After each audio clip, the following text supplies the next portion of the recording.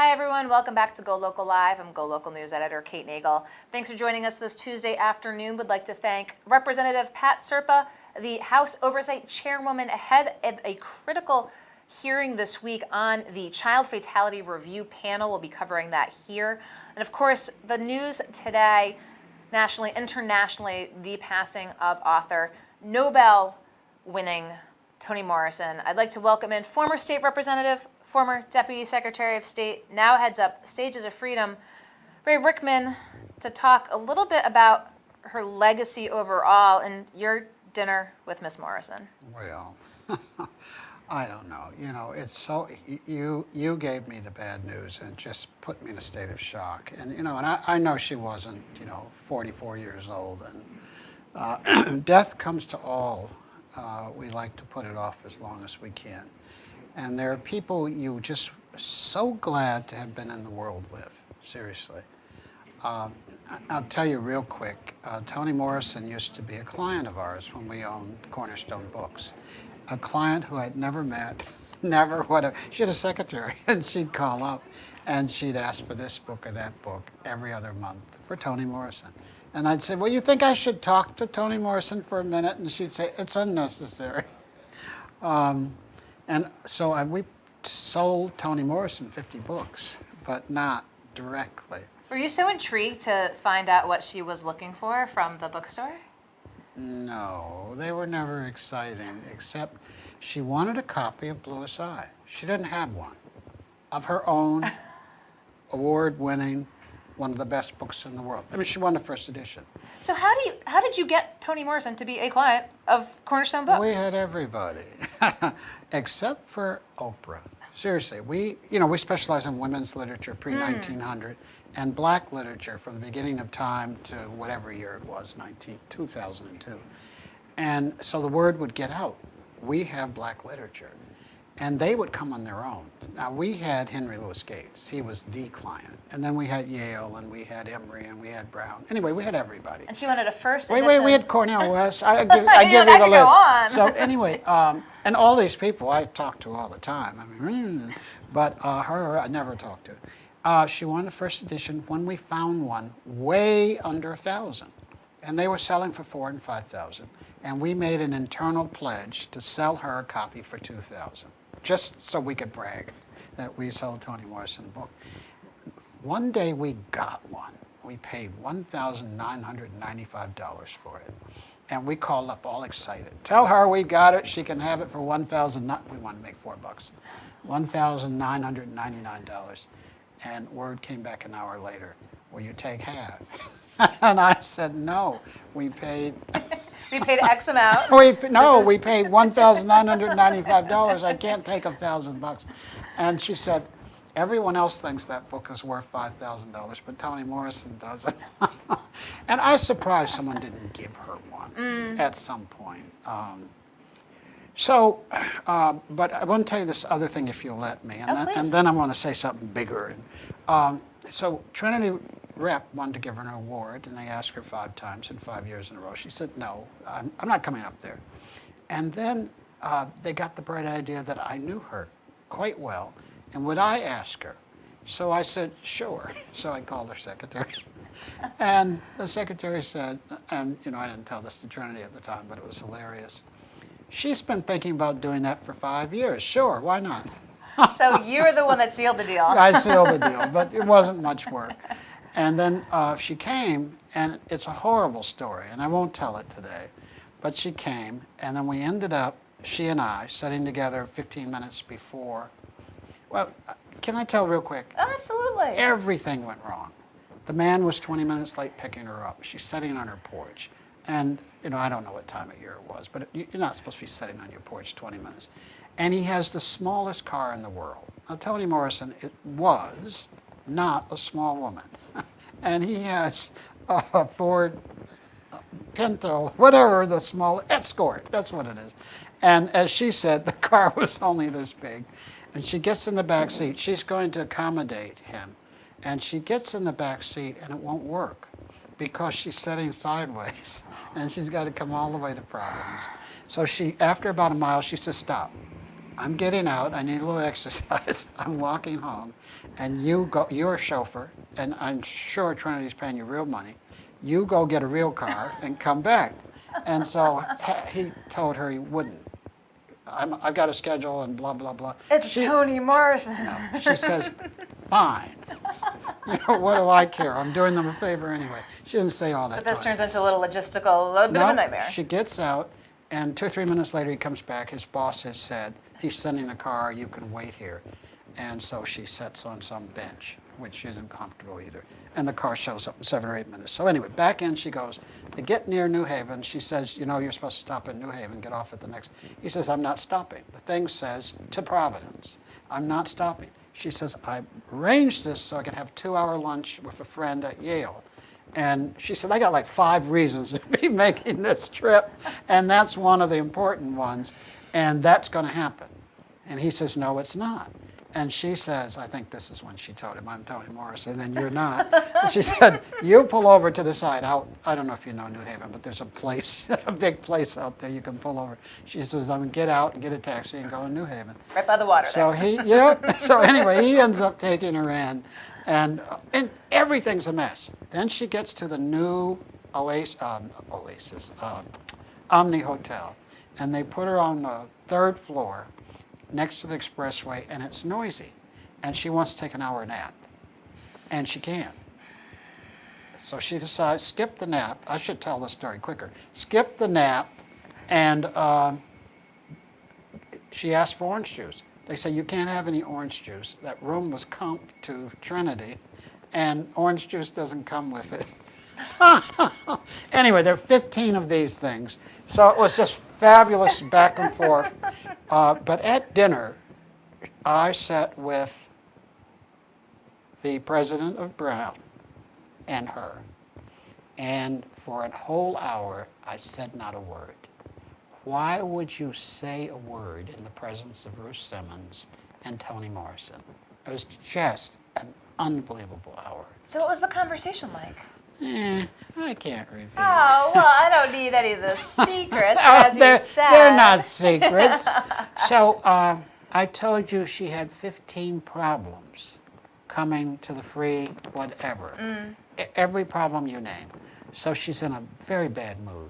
And she tells Ruth Simmons, who's her personal friend, how awful it was. And she hasn't been treated this bad since she was a kid in the South. And Ruth Simmons leans across the table and says to her,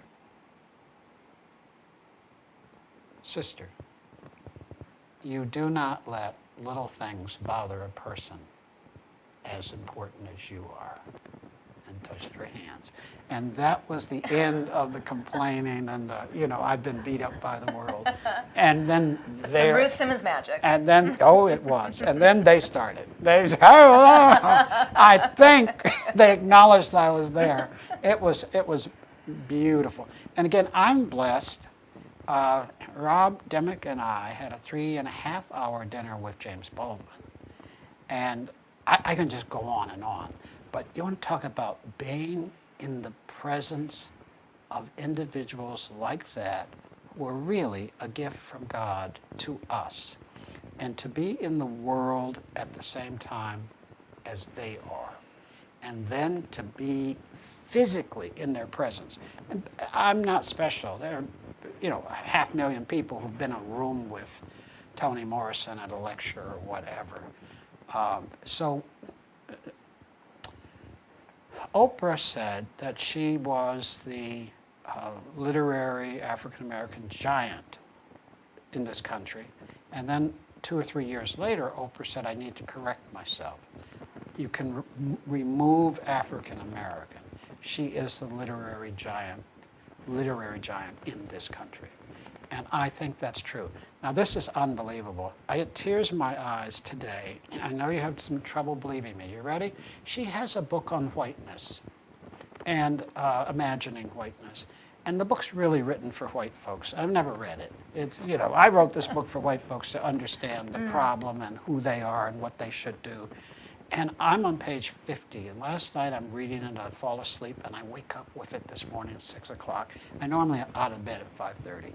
But I read until 2 o'clock, that book last night. It was just unbelievable when you told me. That he had just read this. Yeah. And the power of her and the word on the paper is just unbelievable. I think as an essayist, a long essayist, she and Updike are probably about equal. Baldwin might be better, but he didn't write long essays. He wrote short ones. And it's just unbelievable, this woman. And again, you have to think about this. This is true of a lot of people. But she's up from poverty. This is a self-made woman. She's a self-made author. She's just, it's incredible, one lifetime. It's 88 years, but that isn't long to come from the bottom to the very top. And impressive. I tell anybody, all kinds of people think they've read Sula or Bluest Eye or that they've read Song of Solomon, which is my favorite, jazz. I think she has 9 books of fiction, and then she has about 9 nonfiction books. And I give her A+++ for the essays and the nonfiction, and only an A+ for the novels. And A+ is as high as you can get in fiction writing. But anyone who doesn't read, has not read Toni Morrison, as a gift to yourself and a statement on the value of her life, you should go back and read Song of Solomon, go back and read Sula, go back and read Love. If you haven't, you should. I mean, that would be a way of honoring her, but more important, she spent the last 45 years of her life trying to talk to America, sometimes through fiction, because she thought, she said this, there are a lot of people who only read fiction. Well, I better do some fiction. And, that's how she started. And she's a very serious person, and that's where the essays come from.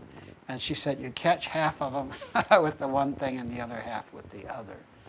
And I think, just think you get a Pulitzer, you get Nobel Prize in Literature, you get the Medal of Honor from President Obama, you get, the awards are through the ceiling, and every single, have you ever been at an awards dinner and someone gets an award and you say, why did she get that? You didn't think that with her. No, you thought, why didn't they give this to her 10 years ago? Yes. And every single time, that's what you thought. And I once heard, I know someone very important who was on a committee, and he said twice they couldn't give her the Pulitzer because she just won a bigger award, so they had to wait to the next. You can't win 2 of those awards in 2 months, and this is the truth. And so they had to wait. They had to spread it out. Yes, spread it out. And 88 years, and as you said, reading her works is the way to honor her. I mean, clearly her legacy, it will be interesting to see over the next, several days and weeks, the just commemoration, the honoring of the role that she played, as you said, not just in literature, but American society. I don't think she has an equal, and almost always you do. No matter how good you are, there's someone down the street as good, and they could be slightly different. I go back to Oprah Winfrey, who said she was the best African American, and then literary figure, and then revised it, that she's the best literary figure in America. And I believe that. No insult to anyone else. There are a couple fiction writers. But there isn't anyone who combines the two, talking to us about how to be better people. She's a moralist. But not that, you don't, I'm very careful I don't mention anybody's religion, but you don't take it as preaching. She's educating. In the book that I was reading last night, she says, I'm not white. I shouldn't have to write this. I mean, she just boom, boom, boom. And then she says, again, she just says these things. She says that she said black people are frightened to lecture white people because you're called a militant, you're called names, you're exaggerating, you're whatever you are. And she said, and white people are frightened to lecture white people because they want white people. And then you can see her pausing. Everybody wants white people to like them. It's true. And she just, wonderful thought pattern, wonderful ability to put it on a piece of paper, and no fear. And then she's Toni Morrison. You get to be Toni Morrison, you get to say what's on your mind. And I'm sorry she's gone. And you say that all the time, but it is so true. There's no one else in the world like her. No one. Well, I appreciate your taking the time to come in, share us again your experiences with her, and as you said, urging folks to read some of her works in the light of her passing today at 88, Toni Morrison. So, former State Representative, Deputy Secretary of State, Stages of Freedom founder, Ray Rickman, thank you for coming in today. Thank you. And thank you for watching today. Don't go anywhere. We're going to be back tomorrow with more live, and we'll see you then. I'm GoLocal News Editor Kate Nagel.